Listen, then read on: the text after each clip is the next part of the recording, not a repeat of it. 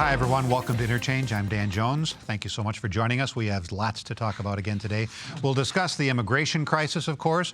What in the world are we going to do with tens of thousands of kids who have come here illegally? We're going to talk about the former West Allis police officer who's in custody in connection with this absolutely bizarre murder case where the bodies were found in suitcases. And we're going to take a few minutes to talk about the Milwaukee Bucks and whether Jason Kidd is the right man for the job. All right, let me introduce everybody before we get going. You know Joel McNally, longtime newspaper columnist. Kevin Fischer, who spent many years as a broadcast journalist. And Denise Callaway, communications and public relations professional. And of course, Gerard Randall, education consultant and local job creation expert. Rick Horowitz will be along with commentary at the end of the show. All right, let's talk first about the crisis with all these illegal immigrants, specifically all the unaccompanied children who are pouring in from both Mexico and Central America. President Obama has asked for billions of dollars from Congress to deal with the problem, but some in Congress are blaming Obama for creating the type of environment where illegal immigrants would feel safe and welcome here. And talk today that some of these people might be headed to Milwaukee, Kevin.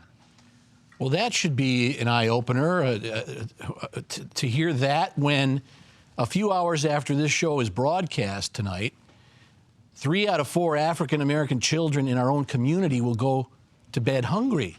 That's unacceptable. We can't even take care of our own American citizens, and yet we are going to supply lawyers and health care and education and who knows what else for non-U.S. citizens.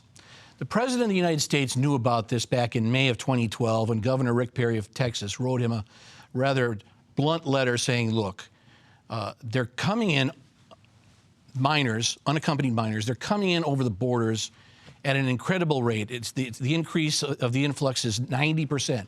And if you don't do something about it now, it's only going to get worse. That was 2 years ago. And we've done nothing. And now we have all these serious problems. I think the answer is the one supplied by Senator Tom Coburn.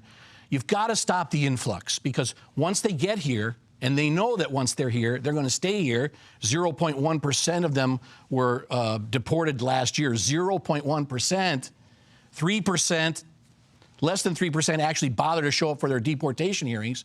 Senator Tom Coburn says, look, clothe them, wash them up, immunize them, do what you can, and then put them on a plane and send them back to their countries of origin. It'll cost, and you can do it first class, it'll cost, he revised his figure this week, $20 million, that's with an M, not a B, not the $4 billion that the president is asking for. He knows it's way too much. He knows it won't get approved.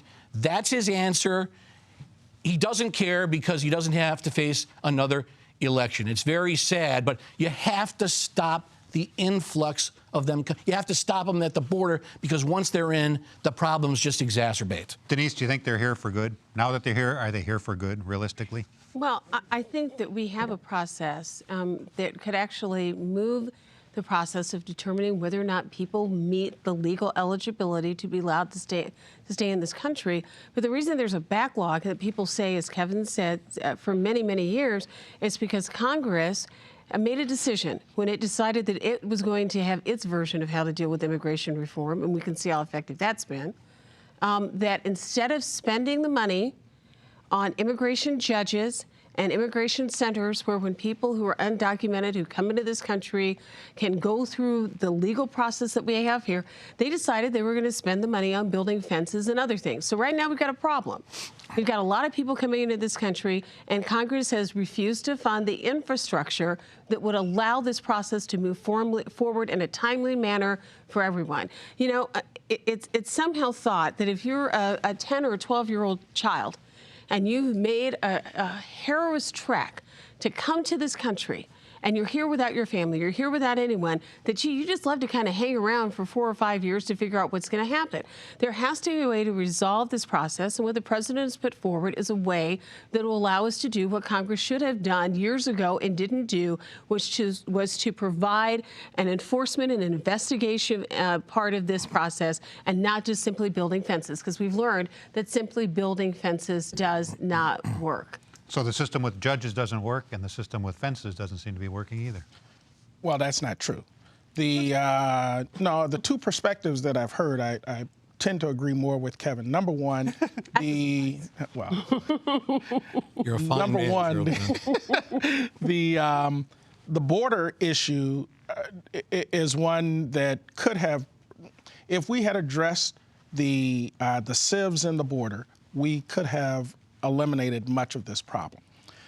If we had worked with Mexico and Central American countries to address all those who are coming up from Central America, going through Mexico, getting to the border, having Border Patrol virtually cast a blind eye to them, allowing them to get here into the country where once they get here, they have due process that they go through. And we know that either they're not going to show up for the hearings or they're simply going to disappear into the local economy and not be accounted for. We've made all kinds of accommodations to them, trying to hook them up with families here as opposed to sending them back to the families that they've come from. We don't have the resources, as Kevin has pointed out, to deal with many of the issues that we have here. Remember what happened when the president asked for more resources to deal with the VA situation. Again, the schools are going to be taxed, social services are going to be taxed. Even the local Catholic charities here said that they could take 100, but not the 300 that they were being asked to take, especially if it's all going to be contingent on getting money from Congress that simply isn't going to be forthcoming. They're not going to put the money into a program that doesn't consider first closing up the holes in the border in the first place. 60,000 estimated young people have already entered into the country. Multiply that times 5, and you get the number who've actually probably come in here illegally when you take into account adults. All of these issues literally go back to the reality that our border enforcement is lax, it's weak, it's ineffective. When we're sitting here 2 years from now, if we are all these 50,000 kids going to have been absorbed into our society? They may have been, and you know why? Because of a law passed under George Bush. What Republicans have been ignoring and lying about during this whole thing while they're attacking these children. Denise said 9 or 10. Some of these are as young as 4 years old. They're getting younger all the time. Relates to fleeing just horrible conditions in mainly 3 countries: Honduras, Guatemala and El Salvador. And they're not only fleeing to the United States, by the way. All the surrounding countries, Belize and Costa Rica and Mexico and Nicaragua, their immigration has been going up 700%. He's throwing around a 90% figure. These conditions are horrible. The violence is horrible. The sexual predation of these children and the women that are with them sometimes is horrible. They aren't coming here because they heard Barack Obama is an easy, pushover or something. Well, that's part of it. They are fleeing, and they're fleeing, and the reason why it's taking so long, and thousands are now down there, is the Bush law, which said these children have to have hearings. It was a human trafficking law that was passed under George Bush, and legally they have to have hearings. These Republicans talking about illegal immigrants, they now want the Bush administration or the Obama administration to break the law and not grant these hearings. And yes, some of these children who have families here in the United States, they meanwhile will go to those families, and they probably never will be deported.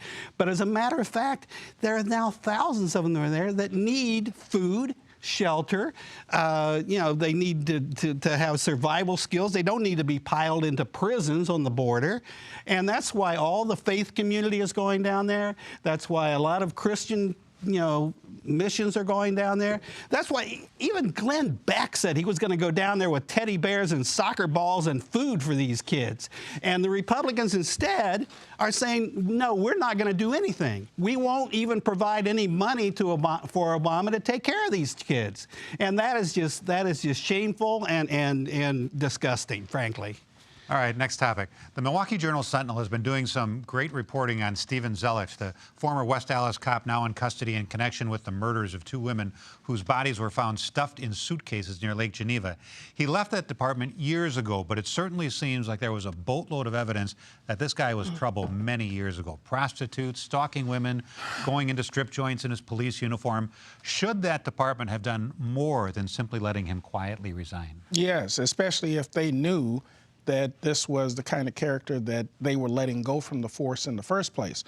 You know, I think that in retrospect, when you go back and you take a look at some of the proclivities that this guy has had and some of the harm, the outrageous harm that he's done that we now know, you can't help but wonder whether the police had better insight as to what was going on than what they've even let on so far. And if that were the case, not only shame on them, but they should be held accountable for what they knew and what they could have ultimately had prevented had they become more engaged in making sure that the person that they were letting go from the force wasn't going to be ultimately a real threat to the community. Denise, you can't look into the crystal ball and predict somebody who's going to turn out as bizarre as it seems this guy turned out. But when you read these articles, you do wonder, were they trying to protect the reputation of the department when they had a bad guy there? Well, I think that they didn't have a crystal ball, but the incident that really led to his resignation should have set off all kinds of red flags for them. That incident was being called to his apartment. A young woman had claimed that she had gone to the apartment to do an exotic dance for him, that he tried to trap her from leaving the apartment, strangled her, and she fled, barely clothed, fearing for her life. That is what the West Allis Police Department was investigating when he decided to resign and the investigation was closed. Doesn't it sound Dahmer-esque almost? It really does. It does. And, you know, I think that it's a real challenge for police departments to sometimes investigate their own. And I think this points to the fact that certainly police departments have to be much, much more diligent about those investigations. And if they feel that they can't handle them, they need to go to the DA's office and seek some advice, or have the DA's office actually conduct the investigation, which it would do.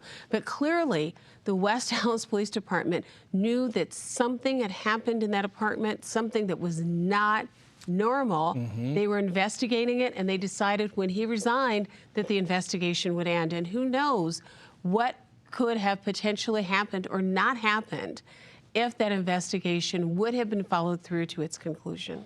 I am always very reluctant to criticize police departments because they are involved in such tremendously difficult work. But when you do read these articles, one of the first things that goes through my mind is, were they protecting the reputation of their department and pushing this guy out quietly? I don't think it's just protecting the reputation of the department. There's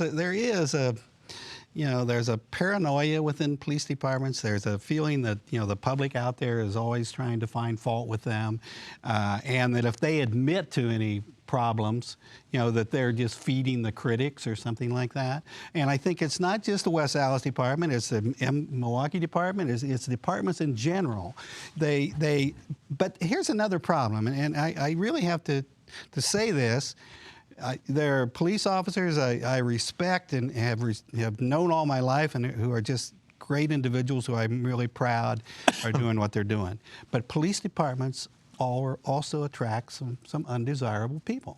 They attract violent people. They attract people who like to have uniforms and guns and push people around. And that's why they need to be aware of the psychological profiles of the people who are going to work for them, and have good screening and have good background checks and act on some of the things they find. But it seems to be very hard for many of them to do that. They think that that's like feeding their critics or something, but it is so necessary to protect all the good people working in those departments. There's things like the anal searches going on here in Milwaukee. To know that there are police officers doing that in broad daylight in only certain communities, not other communities. And actually wore it on their sleeve. One or two of the guys. Those kinds of individuals should not be on a police department. And you need to get rid of them, and you need to, no one could predict this person was a sadomasochistic killer, but he certainly was not the kind of person we want on our police department. Kevin, there are so many lines of work that are often criticized as having a failure to police their own. I don't care if it's doctors or lawyers or priests or whatever. Are cops the same way? Is it tough for them to police their own? In this particular case, it appears that way. I'm not going to use the wide brush here, but this guy was a creep. He makes other police, and that's putting it mildly, as a criminal, in my book, he makes other police officers. He makes police officers in general look bad. And you raised the question of whether the West Allis Police Department was trying to protect itself. Yeah, and I would go so far as to say they were trying to protect this particular officer by letting him get away with one instance after another. I mean, what did he have to do before someone said, all right, we're putting you at least on some kind of leave, but he should have been fired.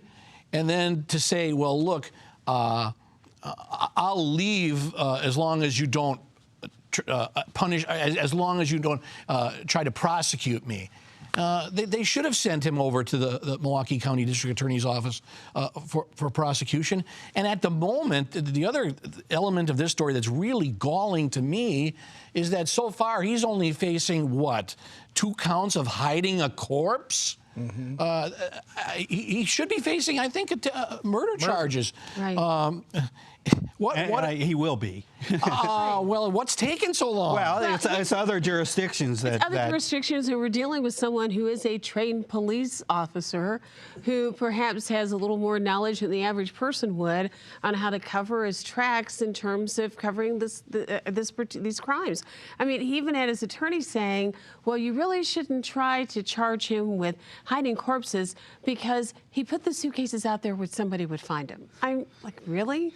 So, I mean, it is someone who does have a little bit of knowledge around police work that I think may make it tougher than perhaps we think for police to actually figure out where these young women were murdered, which then makes it difficult. Right. Those jurisdictions. Well, this may come back to really haunt the West Allis Police Department because you've got women out there, and maybe more than we know about, who were victimized by this jerk, by this creep, who may now file lawsuits against the police department with the grounds being that you knew this was a bad actor. Right. You knew that he had done other things, and you did nothing about it, and you put him out there in the street in a role where he could be, as he said to one of his victims, I'm supposed to scare people. And remember, too, one of the victims, her family believed that she was there with him, actually had a telephone number, asked the police to investigate, and if there was an investigation, it was an investigation that wasn't done to the extent that it avoided her death. All right. Changing directions. We were off last week, so we didn't have an opportunity to talk about the Milwaukee Bucks firing one coach and then hiring a new one. But they switched that process because there are a number of basketball fans on this panel. I wanted to get your thoughts on whether Jason Kidd is the right guy for the job and whether Milwaukee fans will embrace him. Or is this a city that likes the Larry Costello, Don Nelson type coach? Or will they like him once if he starts winning? I'm saying hold on to your seats. First off, I thought Larry Sanders would be gone by now. He's here. One of the things that I worry about is whether the antics off the court are going to be as pervasive in the press as what we are hoping will occur on the court, and that's a string of victories that will move the Bucks some distance in the playoffs. I'm just not seeing it. I think Kidd is talented. I think he has the ability to design a good program for the Bucks, but I also think he has some demons that may not make him a good fit socially in this community. That remains to be seen, but what I've seen so far from where he's been, I'm not seeing it. He's got his off-court issues that I think are going to supersede whatever his performance happens to be on the court. 19 years as a great player, and even when his skills were, on the decline. Right. But I think untested as a coach, he's only had 1 year, and he took a far more talented team than the Bucks, the Nets, to the playoffs. But even there, when he came in, his first 2 months were marked by turmoil, including sabotaging his assistant coach and some other instances. Yes. And he was brought in. The infamous Coke drop. Yes, he was brought in. You could say that the Bucks owner showed a lack of class and character and integrity the way he was brought in. There's a code in the NBA. It's not a written law, but it's a code. You don't try to negotiate for a coaching job that is still filled. And Larry Drew, I think, deserved a better fate than what he got. So I think it's too early to tell what he's going to do, and I think that the team also is not as good as you talked about a couple of weeks ago. I think there's still. I mean, I'm surprised that after a couple of weeks they haven't proved themselves to you, Kevin. But I mean, you can take that roster, and I'm sorry, that's not going to be a team that's even close to coming to 500. So I don't care if Jason Kidd is the NBA Coach of the Year for the next 10 years.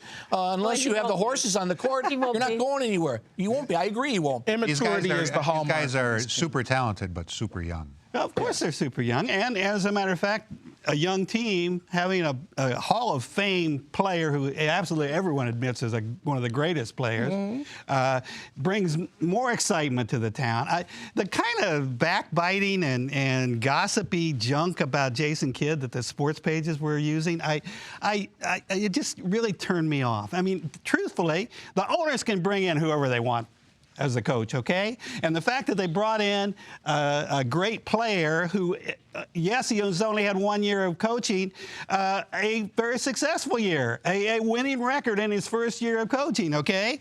And he's coming, and he's coming to a young team of young players, some exciting young players who admire him and will follow him anywhere. And yeah, he's got to prove himself. He's got to prove himself, but he certainly hasn't been a failure so far when they haven't played a game. But he hasn't. The problem with Jason Kidd, I mean, I'm not quite sure where to start. But as we know, we have history in this state that somebody who's a great player doesn't make a great coach. If we don't think that's the case, ask Forrest Gregg and ask Bart Starr. So being a great player is we don't know. It is, but it's not a guarantee. These guys are ready to pronounce him a failure. Oh, Terry Porter. Exactly, ask Terry Porter. So he never got a chance. It's not a case where they're bringing in someone who is a proven commodity. 1 season in the NBA as a coach. Lionel Hollins was out there. They could have gotten him and didn't take him. It was done in a way that felt just like you wanted to wash your hands after you heard about it. Even the owner said he was wrong to do it the way he did it. You bring in a guy who's your friend, who's your buddy, and you're going to... Former business partner. Right, and then you're going to dump a guy before you even dump him. I mean, it's like, he's reading on Facebook that, his boyfriend just dumped him or his wife just dumped him. When everybody knows but him. But the other thing about Jason Kidd is I do think the problems he has had off the court speak to character.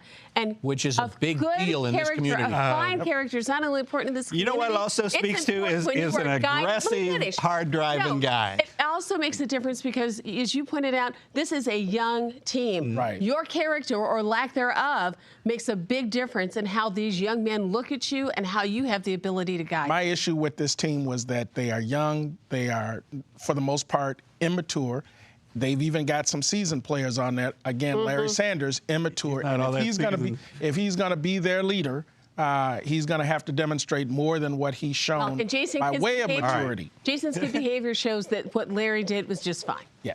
All right. Bravo. Some further thoughts now on the immigration crisis. Rick Horowitz has been paying attention too. He's been watching all the breaking news, but he also sees it as the latest chapter in a very long-running story. Rick. All those protests on the border, turning back the buses and all the rest, it's all part of a great American tradition. Oh, sure, freedom of speech, the right to assemble, those too. But I'm talking about the great American tradition of pulling up the ladder once we've made it inside. We're here. What a great place. Let's not let anybody else in, especially if the anybody else doesn't look like us. Now, I understand these are illegal immigrants. They're coming in against the rules. They have to be sent back to their home countries. I get all that. But seriously, do you think we'd be seeing the same level of hostility, of fear, if these mothers, these children escaping horrors back home were streaming across our northern border? If they were coming from, say, Saskatchewan, from Manitoba instead of Guatemala? I don't think so. And be honest now, neither do you. Because that, unfortunately, is another great American tradition. It's hard to get in with a different shade of skin. Get in voluntarily, I mean slavery. Slavery was a crime of a whole other magnitude. But otherwise, light skin has generally been the right skin. Or do you think it's just coincidence that for decades after World War I, when America pretty much slammed the door on immigration, the few slots that were kept open were set aside almost exclusively for Europeans, for Northern Western Europeans?